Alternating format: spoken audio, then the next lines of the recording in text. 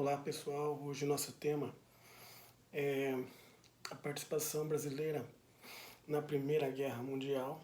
No entanto, é interligada à questão da pandemia da gripe espanhola, que atrapalhou e muito, né? E foi o, o grande engodo que levou à perda de vidas brasileiras na Primeira Guerra Mundial, né? Então, assim, a Primeira Guerra Mundial aconteceu entre 1914 a 1918. 1914, após a morte do arquiduque Francisco Ferdinando, herdeiro do trono austro-húngaro, no dia 28 de junho de 14. Aí, isso aconteceu em Sarajevo e houve a declaração da Áustria a busca de punir, na verdade, o autor do disparo contra o arquiduque e sua esposa. Assim, uma tensão era muito grande e haviam grupos terroristas de origem eslavas que ameaçavam, né, o Império Austro-Húngaro, que dominava boa parte dos territórios, como, por exemplo, a Bósnia e a Herzegovina. Então havia uma tensão nacionalista muito grande, além das questões imperialistas, né, que levaram a Alemanha, juntamente a Itália, o Império Turco Otomano, formaram uma tríplice aliança.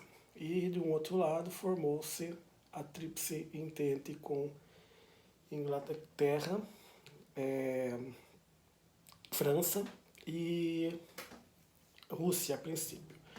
Para o final da guerra, os Estados Unidos também acabam entrando. Agora, os principais motivos, né, da Primeira Guerra foi a questão imperialista, neocolonialista, disputa por territórios em boa parte do mundo, vingança, né, a questão a Alemanha tinha atritos com a França por questões territoriais, a Alsácia e Lorena, a Inglaterra com a Alemanha queria tomar uma grande proporção no seu império. Assim, falava-se, os alemães diziam que os ingleses tinham no império, o inglês não se via o sol se pôr jamais, porque ele se espalhava por várias partes do mundo, né? Então, devido a isso, o sol nunca se punha no império inglês. Então nós queremos também nosso lugar ao sol, diziam os alemães. Tá, iniciada a guerra, o conflito vai se intensificar, a Alemanha com uma força muito desproporcional, foi barrada, atravessou a Bélgica facilmente até, e foi barrada em Marne, na França.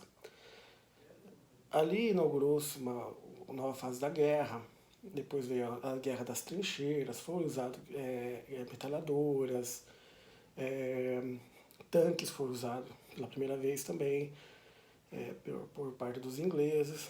Enfim, se produziu para uma destruição em massa e inaugurou-se também uma fase da chamada Guerra Total, ou seja, a aniquilação total do inimigo. As guerras anteriores não tinham essa proporção, esse encaminhamento. A partir então da Primeira Guerra acontece isso. Tá. Mas o que acontece então que o Brasil entrou na Primeira Guerra e quando que vai surgir essa pandemia da gripe espanhola? Então, o Brasil não se posicionou a princípio, tinha os grupos no Brasil que eram os germófilos, que defendiam os alemães, e exatamente isso que a Alemanha falava, que a Alemanha também merece seu lugar ao sol, então eles defendiam. E haviam também os aliados, os aliófilos, que defendiam os aliados. Então a França tinha uma influência muito grande aqui no Brasil, por toda a questão intelectual e de conhecimento. Então havia também uma grande parte né, dos intelectuais e políticos que faziam essa defesa. Agora, com o decorrer do tempo, o Brasil tinha ainda como principal produto de exportação o café. Então, o café, não só o café, mas o açúcar e o feijão eram produtos que eram exportados, principalmente para a França. A Inglaterra, por exemplo, não colocou como o café como um produto essencial naquele momento de guerra.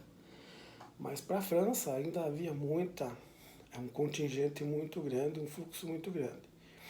E uma das ações da Alemanha foi o bloqueio naval, né, comercial, para os países nos quais ela estava em luta. Então, em conflito. Então, por exemplo, os navios mercantes que levavam, né, esses mantimentos poderiam ser afundados. Alguns navios brasileiros começaram a ser afundados em sequência. Navio Paraná, navio Lapa, navio cargueiro Macau, que era de origem alemã. Quando começaram, então, o afundamento dos navios, o Tijuca, o Macau, por exemplo, quando começaram esses afundamentos, o que a Alemanha, o Brasil fez em relação à Alemanha? O Brasil, tinha muitos navios que eram alemães. E os alemães, inclusive, usavam também o Brasil.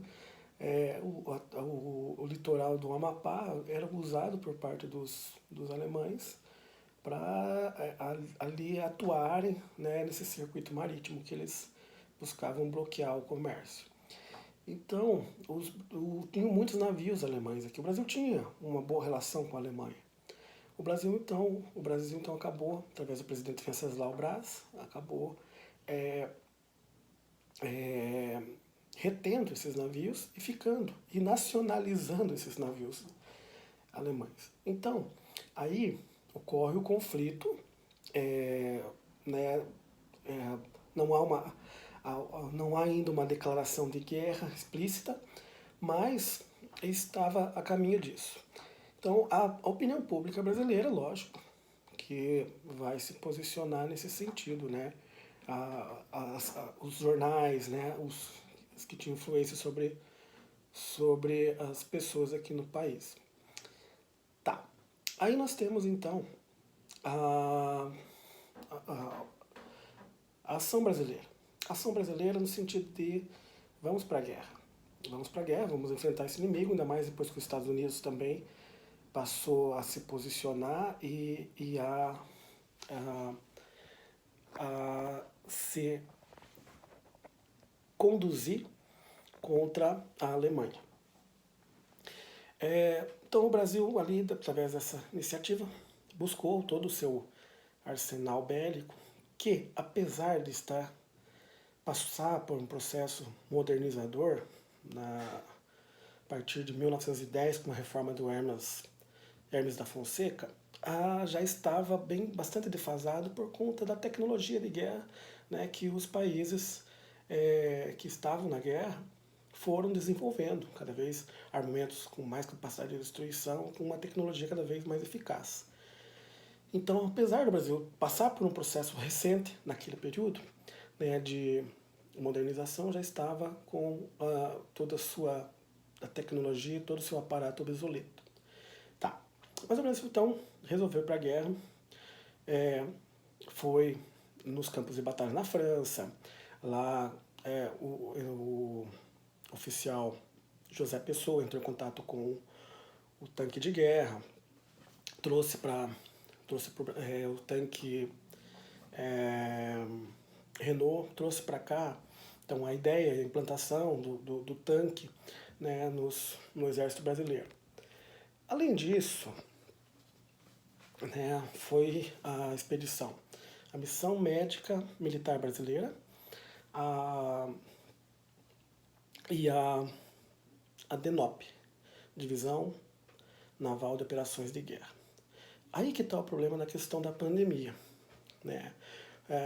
O Brasil ele fazia escalas, até mesmo para tentar se livrar dos submarinos alemães, então algumas escalas eram feitas.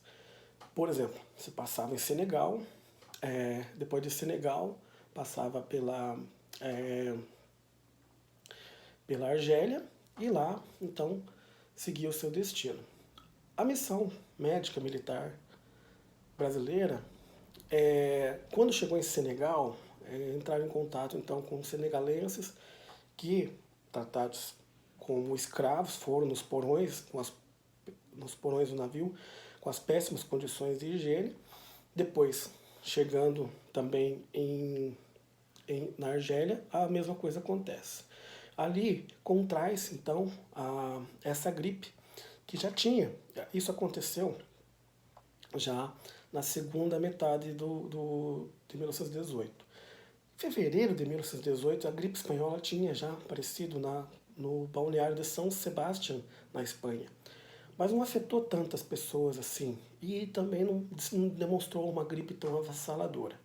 No entanto, ela retornou então durante o percurso da guerra e afetou essa missão médica militar brasileira, que acabou perdendo 5 de seus oficiais. Um deles, desesperadamente com as dores, com os sintomas, se arranhou com um gilete, se cortou todo com um gilete e desesperadamente se jogou ao mar. Um tenente. Já com relação à DENOP, a Divisão Nacional de Operações de Guerra, foram cerca de 1.515 pessoas que foram até o fronte para servir como apoio e reforço para os aliados da Tríplice Entente.